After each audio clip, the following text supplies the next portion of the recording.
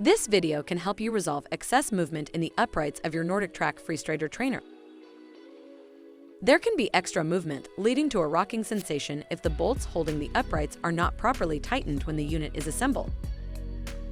It can be difficult to tighten these bolts with a crescent or adjustable wrench because the lip from the plastic side shields can interfere with the tool.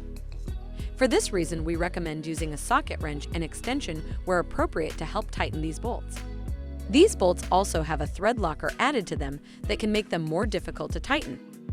These bolts may also come loose over time with use. Tightening these bolts as necessary is part of regular maintenance on your elliptical. To tighten the bolts, first carefully pull up on the plastic shield covers and identify the upright mounting bolts. Using a socket wrench and extension as necessary, tighten the upright mounting bolts to eliminate excess movement.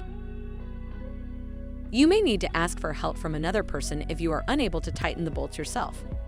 When the bolts are tight, replace the shield covers and press them back into place. Make sure any other loose parts are also tightened as necessary to help eliminate other sources of unwanted noises and movement.